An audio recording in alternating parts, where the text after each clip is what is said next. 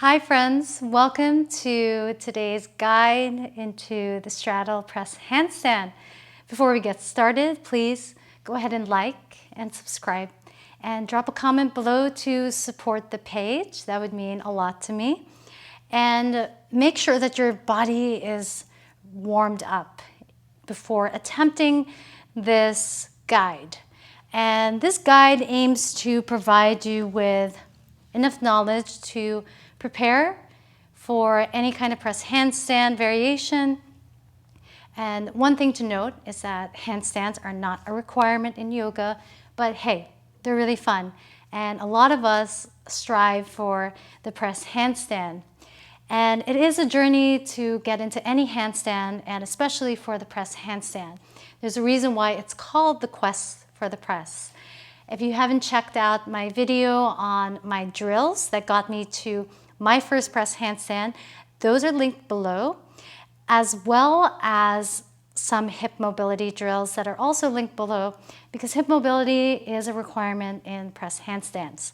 So, to get started with, one of the best ways to prepare for the press handstand is to create active compression in the shape. And the best way to do that is to extend your legs wide apart.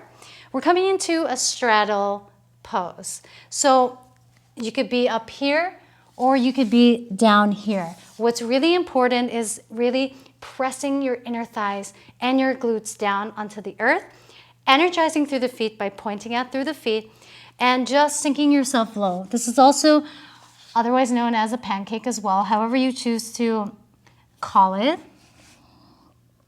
This is a great way for creating that active compression that is absolutely required for your press handstands.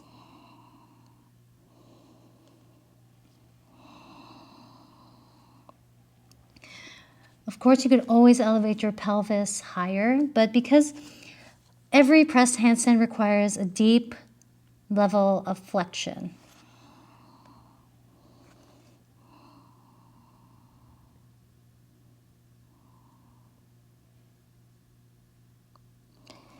and when I first started my quest for the press, I would hold the pancake or the straddle for about 5 minutes before practice.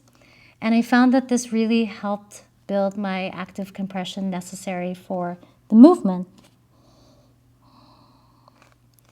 So you can hold on to that for however long you need. Then from there, we really want to work on developing our hip flexor strength. So you are going to frame your right knee to begin. Focus on maintaining a nice upright spine. Take an inhale here. Then we're going to pulse this leg up for 10 times. For 10, 9, 8. Little movements are good. 6, 5, 4, 3, 2, 1. Lower it down. Go ahead and massage that right leg. If it's cramping, don't worry. Moving on to side 2, frame your left knee. Think nice long spine. Take an inhale to prepare. On your exhale, begin to pulse that left leg up for 10, 9, 8, 7, 6, 5, 4, 3, 2, on 1. Go ahead and massage that left leg now.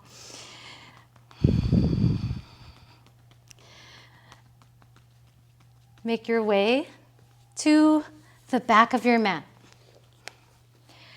So spread your legs, spread your feet to the width of your mat. Then we're going to hinge from our hips, okay? So send your hips back, plant your palms down, and maybe sway side to side, bending through the left leg, bending through the right leg. Again, really working on that straddle requires a level of deep flexion. So you really want to work on your forward fold. We want to really create that activation into the hamstrings, into the back body. So we're going to take these press walks towards the top of the mat and make our way back to the mat. What you really want to focus here is not so much of the lean over the wrists. What you really want to focus on is maintaining this connection between the low belly and your legs. So You're going to inhale to rise up onto the tippy toes, push down through the arms. Then try to land your feet past your hands. You could keep your legs bent, of course, but I really just want you to get this movement into your body, really building up the pattern, just to create this signal to your brain that this movement is safe for your body. So go ahead and make your way back. And again, this is really good to build that compression that is required in all of our press work. Try to think light with your feet, engaging the glutes. Keep your gaze between your wrists here. Once you make it to the back of the mat, go ahead and set yourself up into a passive squat malasana. Use your elbows to drive your knees as wide apart as possible. Just breathe here.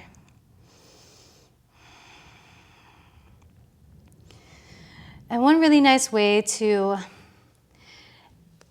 get the movement pattern into your body is also by coming into a forward fold.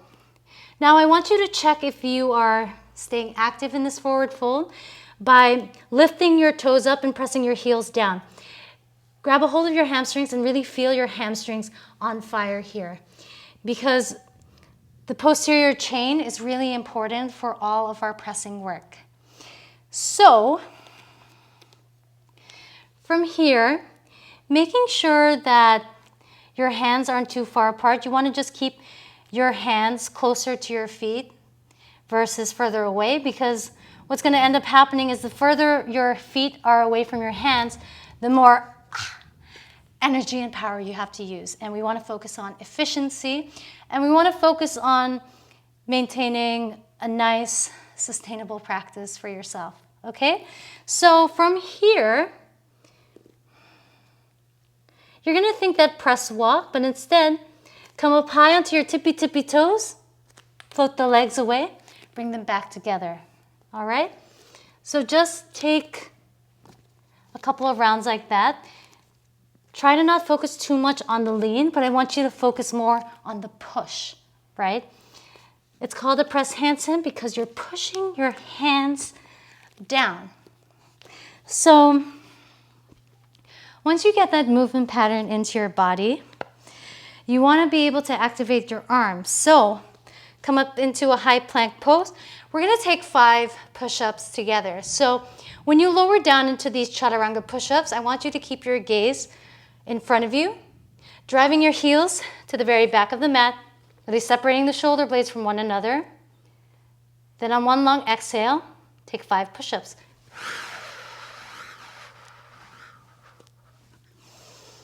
Awesome work. Just to counter that, come into upward facing dog. And exhale. Come onto your toes. Let's get started with the setup.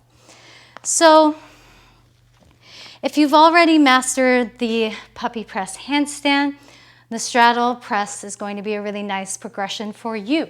So what you want to do is you want to set your hands up, and you do not want to keep your feet wide apart, or you don't want to keep your feet further away from your wrists, okay? So again, think efficiency, think power. You want to slightly internally rotate the feet a little bit, or the legs. And I like to measure the distance by half a hand. I like to keep my hands half a hand away from my feet as I come into this position. So set yourself up here and just see how it feels like to come high onto your tippy toes, keeping the shoulders in the same place, lifting the hips up, and then lower your heels down.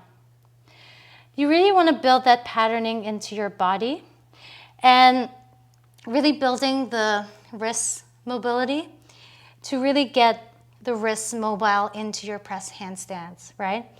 So from here, we're going to try to lift off. So Keep your feet slightly wider than your shoulders. Again, measure half a hand distance away. Begin by bringing your shoulders right behind your wrists, keeping your gaze in the space between your wrists. It's really, really important. Don't look out, look between your wrists, okay? Now, in a lot of press handstands, there's a lot of emphasis on the lean forward. I want you to try to focus on keeping your shoulders in the same place. I want you to focus on using your toes to bring your hips over your shoulders, over your wrists. Because the further away you lean out, the further away you have to bring your shoulders back in as the legs lift up. So, again, press your heels down onto the earth, really engaging your glutes here. Externally rotate the arms. Then on your inhale, come up high onto your tippy toes. And on the exhale, I want you to drive your legs wide. Think really, really wide. Think that the legs are going out, not up. That's really going to help you in this preparation, okay? So, inhale onto the toes, exhale, kick the legs up to the side. Internally rotate the legs. Try to focus on the posterior tilt of the pelvis. Really push off through the shoulders, gripping down through the fingertips. Keep your gaze between your wrists. Push off through the shoulders. Then slowly lower down. Now, just a couple of things to remember before building the pattern into your body. Don't focus too much on the lean forward. A lot of classes are going to tell you it's the lean forward.